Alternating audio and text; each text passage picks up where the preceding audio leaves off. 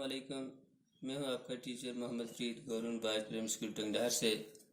और हम मैंने एक लेसन शुरू किया है एचलीज, और उसका अक्सर हिस्सा हमने पढ़ लिया और आज उसका लगभग आखिरी पैराग्राफ या आखिरी पेज नंबर 87 से पढ़ना शुरू करेंगे। Let anyone come into the garden and there would be a rustling among the bush, and Achilles' wrinkled and earnest face would poke through. जब भी कोई बाग में आता और झाड़ियों में सरसराहट होनी शुरू हो जाती और एचलीज का झुर्रियों भरा संजीदा चेहरा ताक झांक करने लगता।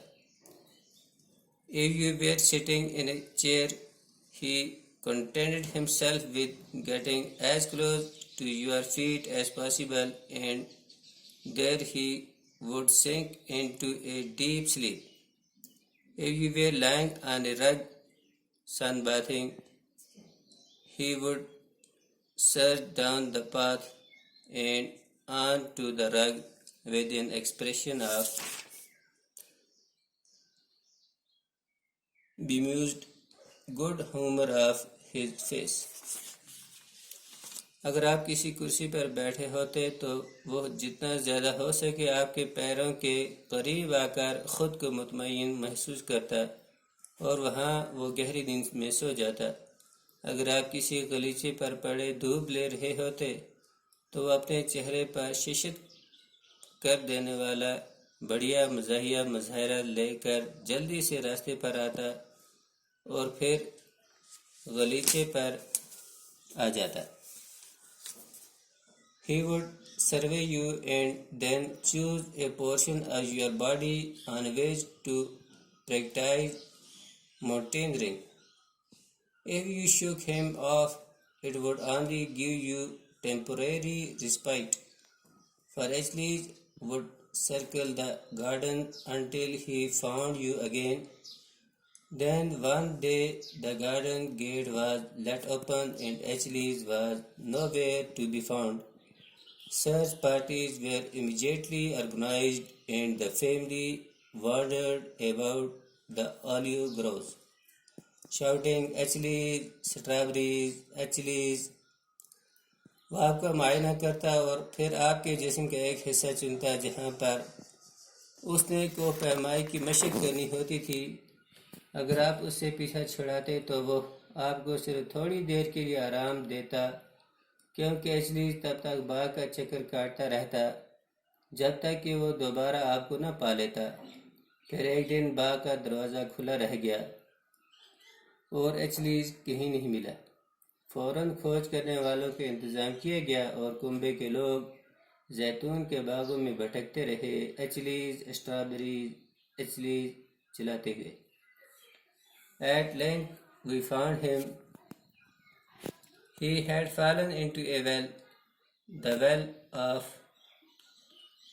the wall of which had long since disintegrated. He was, to our regret, quite dead. Even Leslie attempts a artificial respiration, and Margot's suggestion of forcing strawberries down his throat to give him, as she explained, something to live for, failed to get any response. His corpse was buried in the garden under a small strawberry plant. A short funeral address read in a trembling voice by Larry made the occasion memorable. It was only made by Roger, who, in spite of all my protests, insisted on wagging his tail throughout the burial service. बहुत देर बाद वो हमें मिला। वो एक ऐसे कौमे में गिर गया था जिसकी दीवार काफ़ी देर से टूटी पड़ी थी। हमारे लिए अफसोस की बात थी कि वो मर चुका था।